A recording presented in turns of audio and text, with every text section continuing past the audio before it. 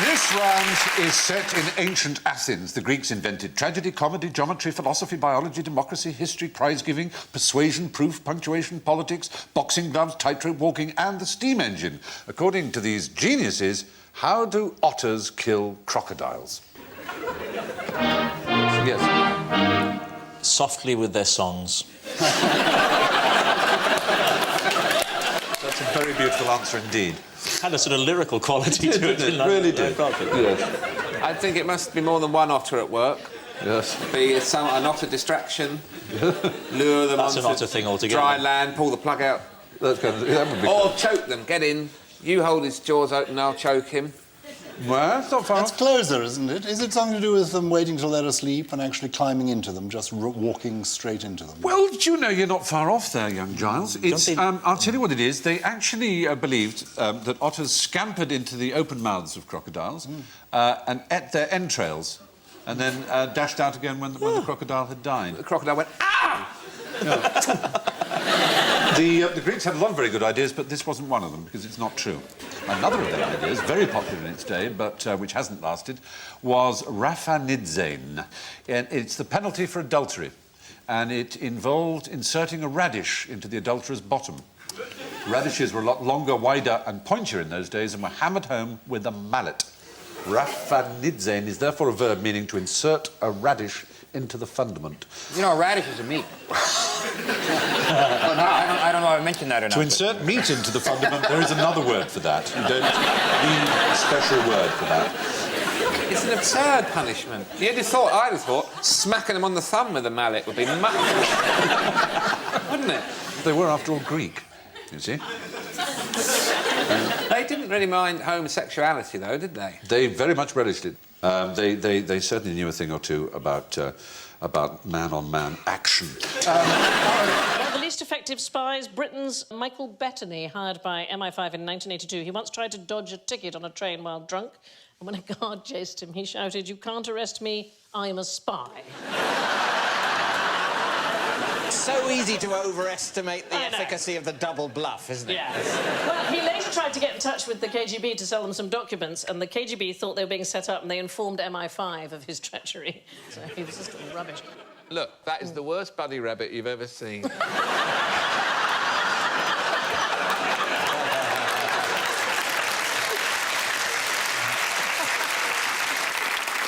Probably the worst spying operation happened in 1940, and this is one of my favourites. A dozen German spies landed in Britain, and they were all caught almost immediately. One walked into a pub and asked for a pint of cider soon after 9 o'clock in the morning. They weren't allowed to serve alcohol before lunch. Half a litre of cider?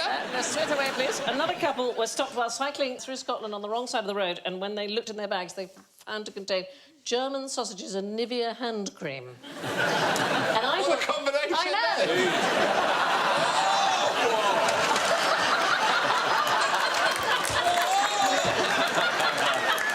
It's 9 o'clock in the morning!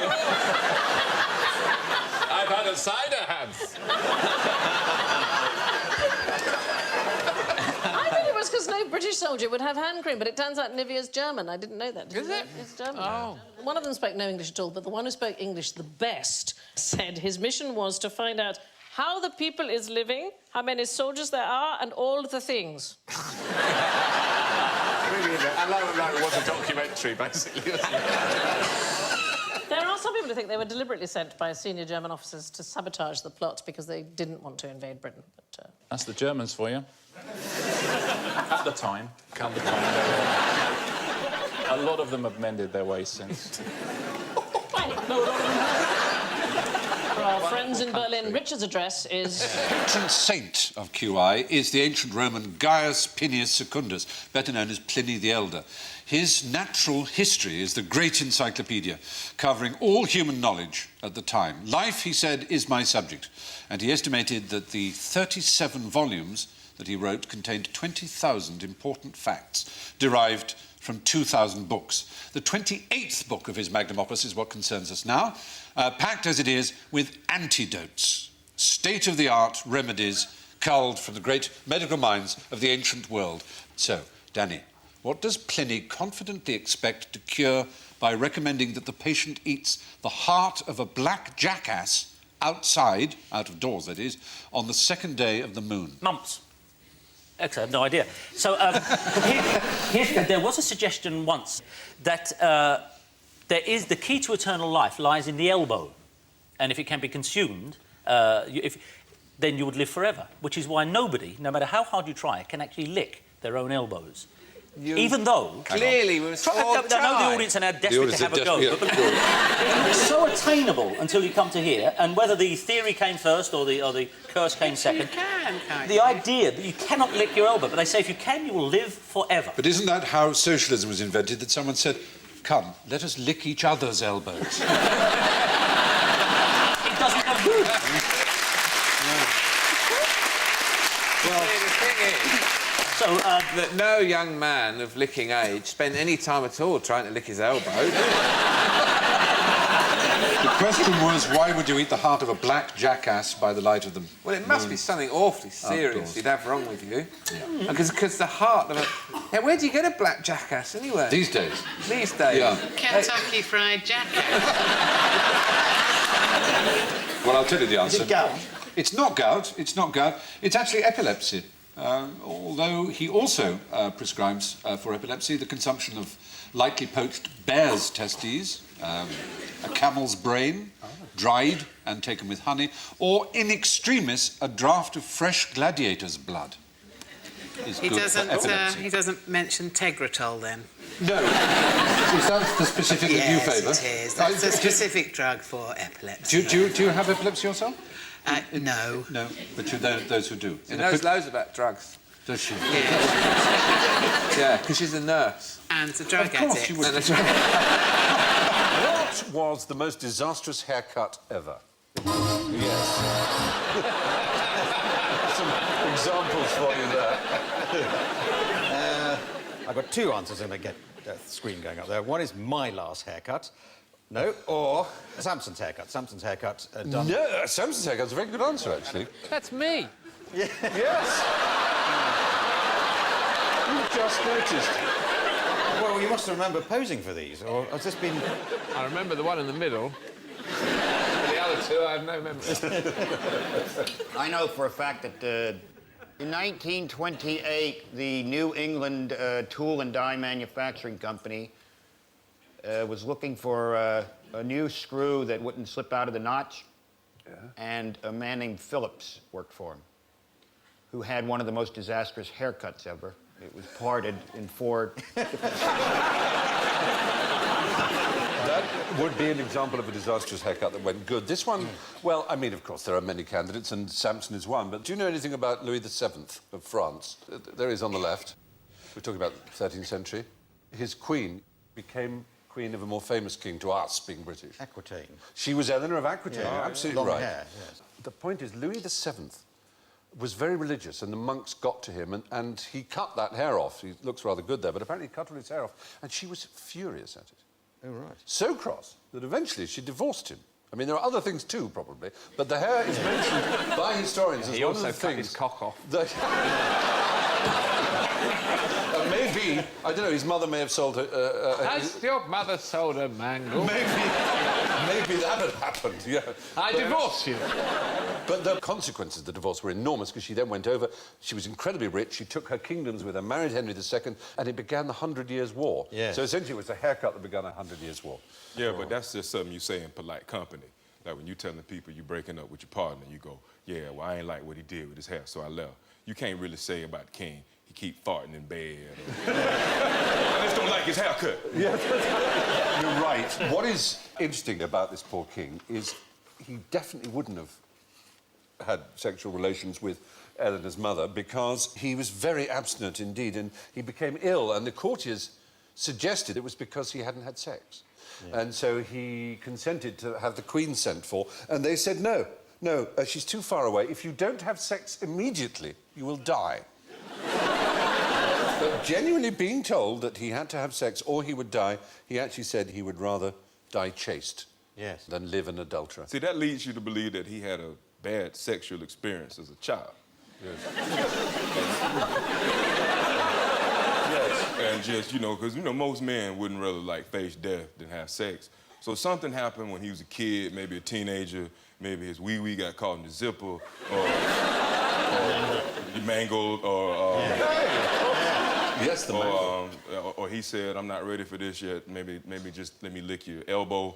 And the woman just said, do what you do best. And Very good. The Simpsons make a reference to the 100 Years' War. Oh, dear. Do you know what they call it? Operation Speedy Resolution. Anyway, so we've all had bad hair days, but the one which helped start the 100 Years' War. What did the ancient Greeks use blackberries for? Tarts, pies, and occasionally a nice salad. Is it to do with health or beauty? It is to do with health, not really beauty. I think we'd be pushing it, but health. They used to push them up their backside. Yes. Comfort them from the radish. When the radish came in, the blackberries would cushion the blow. It's sort of almost true, because they used it as a specific against piles. And I dare say, having a few radishes hammered up, you would probably induce piles. Now, 1 in 10 ancient Athenians did it regularly until the Macedonians put a stop to it in 322 BC. What am I talking about? They're not doing it there, incidentally, That's in not that a picture clue. behind. They pay their utilities bills by direct debit. Would you recommend the direct debit route? It takes the hassle out of it, Does Stephen. it? It does the hassle out of it. You can't put a price on peace of mind. So, what do Greeks... Is it What something did they specifically do? Greek or something that a Something Greeks Macedonian invented, might something have we do. Something we do. We do it? Something we do. Oh, elections. They voted. They voted for all their chieftains, all their leaders, all their wise men. They voted for their justice at the Areopagitica, and a democracy was born. It was snatched crudely away from them by the Macedonians. Invented, though, in ancient Greece. Speaking of crudely... Lasted only 180 years. Pinto.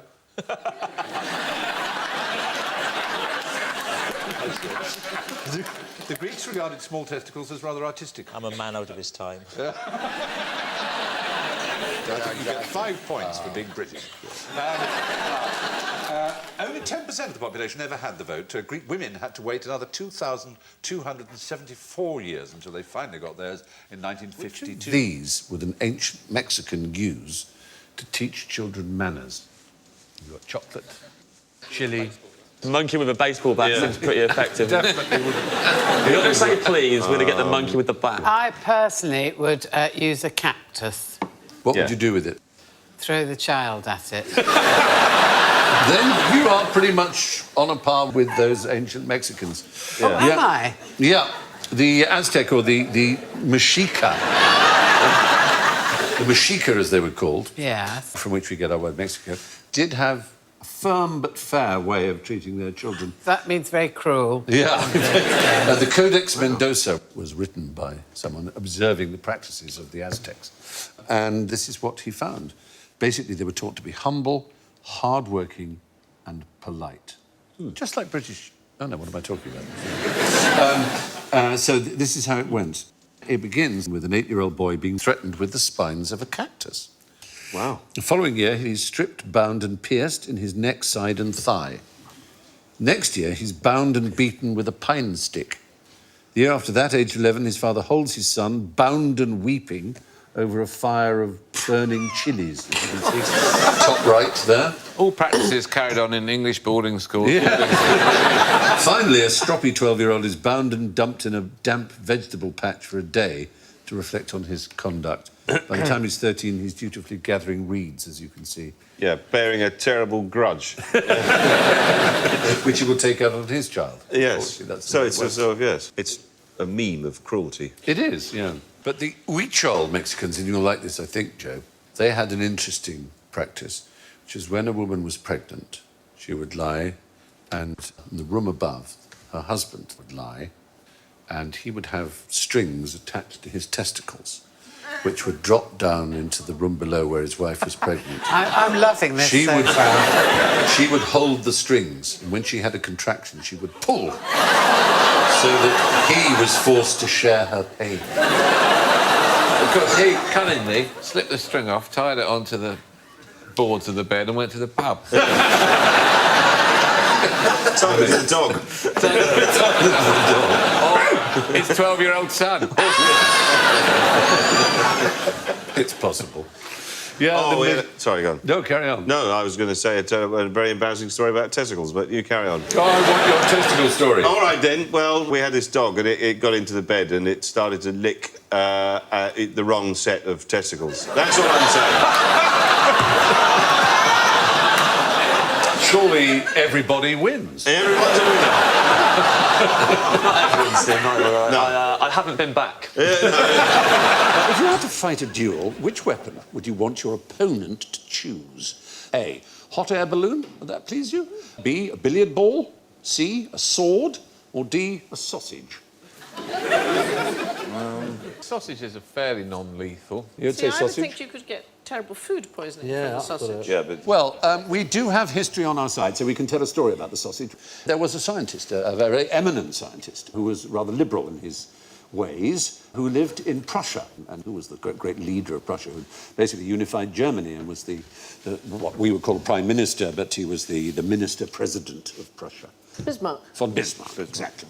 And this German pathologist, who was called Rudolf Virchow, so opposed the mighty armaments program that Bismarck had started that he enraged Bismarck, who challenged him to a duel. So because he got to choose, this doctor, who was the first man to isolate the pathogen behind pork that had gone off, which is called Trichinella spiralis, said, OK, the weapons will be sausages, one of which would be poisonous, toxic, as you say, with this agent, this pathogen. So he challenged him to a breakfast, essentially. And Bismarck didn't like the idea, so called the whole thing off, which the challenger has the right to do. So it's a sausage roulette? Yeah. Yeah, basically. Sausage roulette. Yeah, but with only two. And so you had a 50-50 chance of dying, so that's a pretty dangerous duel. Wow. Sausage duel. So, moving from the sausage to the balloon, the Monsieur Grandpré and Monsieur de Pique. We're going to get quite French because you know what they're like. In 1808, there was a dispute between these two over the affections of a young woman. They took to the skies in separate hot air balloons, each armed with a blunderbuss. De Pique shot first and missed. He had the first shot and he missed. There's a moment, isn't it? Grandpré then fired at de Pique's balloon and punctured it, sending him and his second down to their deaths. Wow. 2,000 feet above Paris. So balloon, pretty damn dangerous. There's only one example of a billiard ball duel that we've been able to discover. That took place between a Monsieur L'Enfant and a Monsieur Melfort. They fell out over a game of billiards, not surprisingly, and so they used what was to hand, billiard balls. Presumably it was carom if they were French. And they decided to resolve their difference by pelting each other, one after the other, with billiard balls. They drew straws to see who would throw first. And Melfort won, and he warned his opponent he would kill him with one single strike, and he did. Straight between the eyes. Wow. Dead. Wow. Yeah. God. That's... And he probably went, I was joking. I didn't think I'd actually hit you. Why did they use the cue? That would have been... Yeah. So, of all the weapons we've described, probably the safest is the sword, because in duelling, all you have to do is get the draw first blood, as the phrase is. So you literally have to pink someone, just give them a little scratch, and it's called off by the seconds. Well, we got him. So, there we are. What was the most dangerous military stratagem ever devised? Vehicle reversing. Was it Hannibal's first crack at the Alps with chihuahuas? The purpose of this one was to terrify the enemy. Imagine you're in the front line of an army and you're massing against the front line of another army, and the front line of the opposing army does something so extraordinary that you think, oh my God, we're never going to beat them. Is it from a Carry On film? Is it when they lifted their kilts and they didn't wear pants? It was amazing. Carry On Braveheart. No, it's neither of those. They flagellate themselves. They insert something within them. They chop their own heads off. They chop their own heads off. The front line of the army chops their heads off. How you do that? Grab your hair and just slice with a very sharp sword. Who was that then? The Scots Guards? This was in 496 BC. It would be the Swiss army, because they'd have something on one of those little knives. No, to do that, wouldn't they? Self-decapitation. It's a country you know well, and you're wearing its flag at the moment. This is the flag of Vietnam. Well, that's right. We're talking 496 BC, the army of King Gujian of Yue. And he had convicted criminals in the front line and told them they had to cut their own heads off. You may say, well, why would they do that? What's the worst that could happen?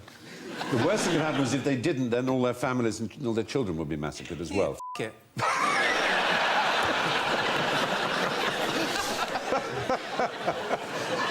They didn't seem to worry. They knew they were going to die anyway. They were condemned to death. What do we know about decapitation? Does it kill you straight away? I know if you cut a duck's legs off, it can still swim. It can float, but it can't swim. Floating I'll leave a little bit of stumpage. No. It wouldn't be it would have to catch the currents. It would evolve into a whole different animal. It would probably get a wing up as a sail or something like that.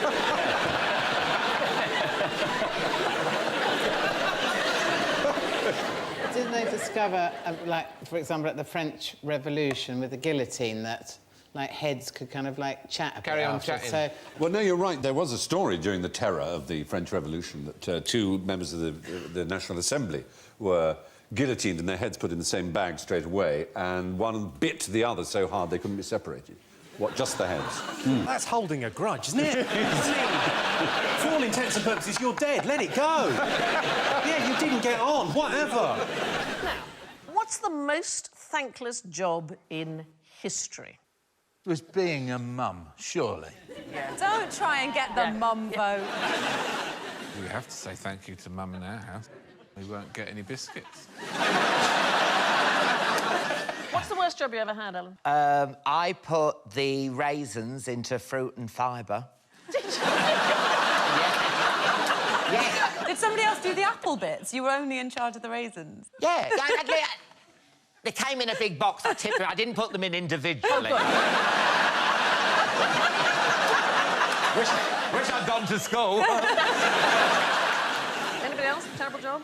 I was once working at a record company and someone had a record out with a lyric in it that mentioned Mr. Potato Head, and so I was asked, as a promotional device, to carve faces into 100 potatoes.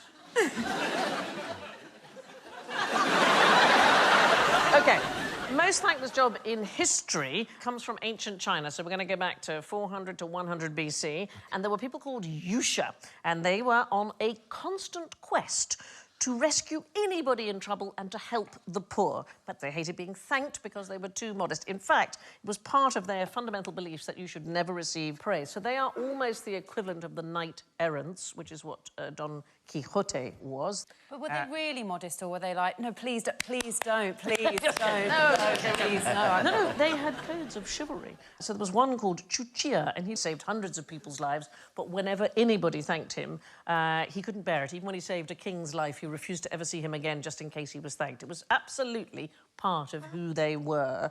There's a period of time in China, it's the 250-year period of warring states, and lots of dynasties were fighting for control. In the end, the dynasty called Qin finally won. That's Q-I-N, and that is where China gets its name from the Qin dynasty. So you can see this area down here on the left. That only lasted for about 15 years. But in these times of untrustworthy government, instability, people turned to these more self-sacrificing Yusha knights to dispense justice instead. Which of these punishments would you rather receive? The penalty of the sack, an Assyrian parking fine, or be forced to wear a drunkard's cloak? Are they all worse than they sound? Well, certainly the parking fines is hideous. So we're talking 700 BC. What do you think the parking fine might have been in 700? I don't know, but I know after 30 days it doubles if you don't remember to pay. What are you parking in Assyria? Chariot or a horse or a camel or anything you like. Where is Assyria? Is it Syria? It's modern northern Iraq, southeastern Turkey, northwestern fringes of Iran. It's an area that's now divided up into other countries. And there was a king called Sennacherib, and he announced a parking restriction on the kingdom's royal road. So you couldn't build anything on it, you couldn't park your chariot out front, and if you did, you were impaled on a stake and planted in your own garden. That was the... And that's for a single yellow or a double yellow? What if your horse has just broken down? Put his hazards on. As long as he blinks like that, that's all right, the horse, right. But they actually had a sign that said, Royal Road, let no man decrease it, in Arcadian cuneiform. You're saying it like it's more of a punishment in your own garden. Why is that bit so bad? You might have landscaped. You might have got your lovely front garden sorted, and then you... Yeah, you've just put the Lalande in, it's all looking nice. You'd be like one of those weathercocks, wouldn't you? You'd swing around with the wind. And if you died like that, you could always point in the direction of the wind. I just imagine if I don't know, say your husband has been impaled on a stake and planted in the garden, you spend all your time going, yeah, but where have you put the car?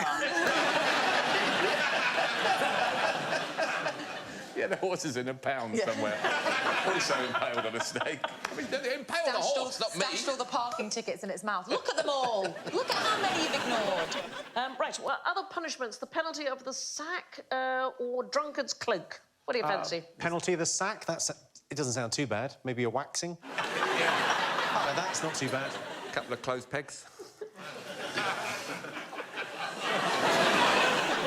It's called pianacule. It's an ancient Roman punishment for parricide. Anybody know what parricide is? Parricide, killing someone in the family? Killing your parents. It involved being whipped, stitched into a leather sack and thrown into the sea. The Emperor Hadrian adjusted the law by including animals in the sack, along with the victims. You might have a dog or a cockerel, a snake or a monkey. We're not really sure whether that was just a deterrent or they really did look for the animals, but we do know it survived into the 18th century in Germany, and monkeys and snakes really hard to source. So in 1715... Oh, I thought you meant when you're cooking them, sorry. Oh, I see, yeah. No, what, you'd have a béarnaise or something, yeah. So they were very difficult to source. So in 1715, there was one man who was sacked with a dog, a cockerel, a cat, and a picture of a snake. It's the thought that counts. Yeah, mind Drawn that by a frame. child. Yeah. What about the drunkard's cloak? Is it something metallic that is impaled upon you? No, wooden. In the 1640s, and I think you're going to find this hard to credit, Newcastle upon Tyne had a problem with drunkenness in the streets. Oh, shut up. So the initial punishment was to put the offender in the stocks, but if that didn't work, they would take a barrel and they would cut the bottom off it and they would cut holes like this, one for the head, two for the hands, and they would force the drunk to parade around town. I think he's more of a medium. He's wearing an extra large there, and it's not hugging in the right places. That's not overly flattering. It looks as if he's about to tell quite a fun story. Yeah. All I did was park the chariot. It's a very unfortunate outfit because drunk people fall over a lot. If he falls over, he's not getting back up very easily. He could end up miles away. Over a waterfall or something.